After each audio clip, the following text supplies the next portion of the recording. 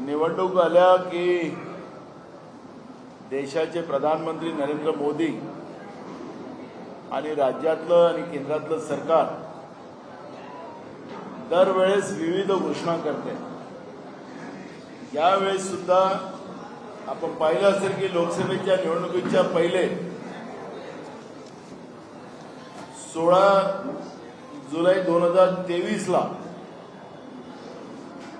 अमरावतीला त्यावेळेचे तत्कालीन वस्त्रोद्योग मंत्री राज्याचे उपमुख्यमंत्री देवेंद्र फडणवीस असेल, केंद्रातले अनेक मंत्री त्यांनी टेक्सटाईल पार्क अमरावतीला उघडण्याचा निर्णय केला आणि तिथं भूमिपूजन केलं।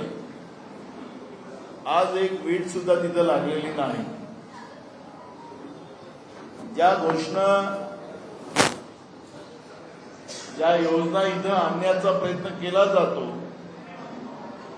त्याचं भूमिपूजन होतंय आणि निवडणुका संपल्या की त्या योजना गुजरातला जातात असा आपल्याला आतापर्यंतचा अनुभव आलेला आहे। त्याच्यामध्ये राज्यातले अनेक उद्योग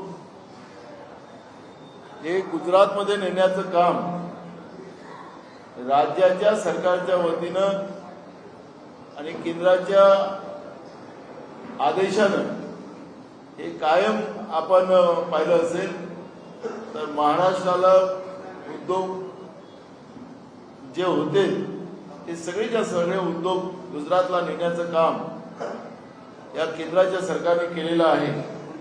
आणि म्हणून आज नरेंद्र मोदींच्या ज्या घोषणा वर्धा या ठिकाणी होतात आहेत त्या फक्त विधानसभेच्या निवडणुका डोळ्याच्या समोर ठेवून त्या घोषणा पुन्हा ज्याला आपण सर्वसामान्य लोक म्हणतात त्याला फेकूगिरी, ती फेकूगिरी पुन्हा आता महात्मा गांधीच्या जिल्ह्यामध्ये करायला महात्मा गांधीच्या कर्मभूमीमध्ये वर्धा ठिकाणी नरेंद्र मोदी करतात आहेत।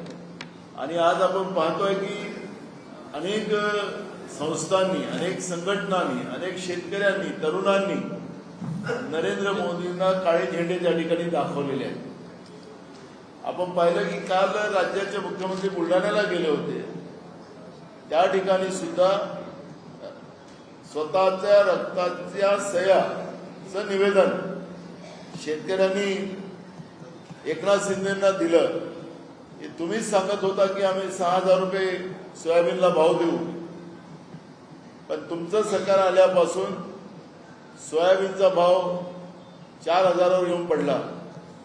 एकीकडे शेतीचा खर्च वाढला आणि आज शेती परवडत नाही अशी परिस्थिती आहे। आणि अशा या परिस्थितीमध्ये लोकांमध्ये केंद्राच्या आणि राज्याच्या सरकारच्या विरोधात प्रचंड राग आपल्याला पाहायला मिळते आहे।